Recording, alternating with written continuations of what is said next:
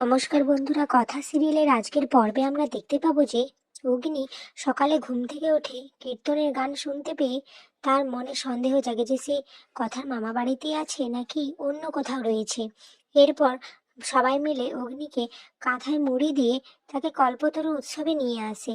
এরপর অগ্নি কথার উপর প্রচণ্ড রাগারাগি করে। তখন অর্ণা বলে যে ব্রো, জানিস ভ্যাবলাচরণ আমাদের লরিতে করে নিয়ে এসেছে এখানে। তখন অগ্নি এটা শুনে ভ্যাবলাচরণের ওপর খুব রেগে যায়। তখন ভ্যাবলাচরণ ওরফে নীলাদ্রি বলে, দেখুন পাচক বাবু, লরিতে করে তো প্রতিমাও আসে, তাই আমি আপনাদের নিয়ে এসেছি।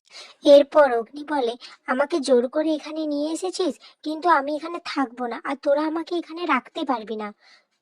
তখনই চিত্রা অর্থাৎ মেজমা কথাকে বলে যে, নিজের স্বামীকে সামলাতে পারছো না যে, তাও আমার পেছনে লাগতে চলে এসেছো। কথা কথা তখন সঞ্চিতাকে সঙ্গে সঙ্গে অগ্নিবরের সামনে এনে দাঁড় করায়। এরপর সঞ্চিতা বলে অগ্নিভকে যে, দেখো, পরিবারের মানে তো আমি কিছুই জানি না, আমার তো স্মৃতি নেই, তাই সবসময় পরিবারের সাথে থেকে আমি এই পরিবার সম্পর্কে জানতে চাই, বুঝতে চাই। এরপর কথা বলে পাচক মশাইকে যে, আজ ইচ্ছে পূরণের দিন, আপনি একবার ঠাকুরের কাছে নিজের ইচ্ছে চেয়ে দেখুন না। এরপর ছোটকা বলে, ছোট অগ্নির কথা বলবি না?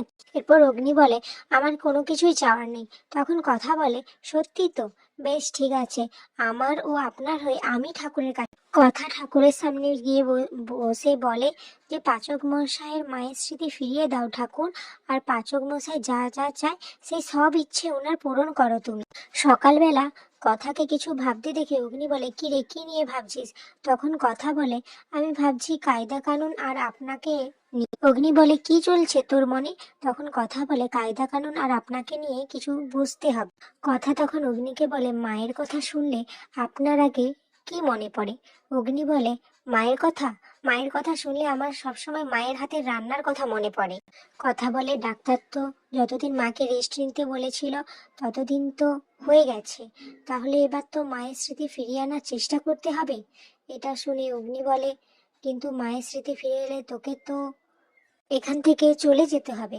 কথা বলে, শুধুমাত্র বন্ধুর পরিচয়ে তো আমি এখানে থাকতে পারবো না। মান্ডবী, স্যান্ডিদা এরা তো আপনার বন্ধু, কিন্তু এরা কি আপনার সাথে থাকতে পারে? পারে না। সেরকমই আমি যদি আপনার সাথে থাকতে পারি, তাহলে আমাদের সম্পর্কের নাম দিতে হয়, আর যেটা আমাদের মধ্যে নেই।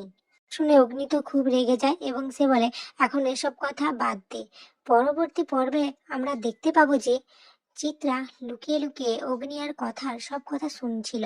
এরপর চিত্রা সঞ্চিতার ঘরে গিয়ে সঞ্চিতার রেখে দেওয়া ওষুধগুলো পাল্টে দেয় এবং বলে যে, তোমার ব্যবস্থা আমি করব সঞ্চিতা, তোমার কিছুতেই কোনো কিছু মনে পড়ে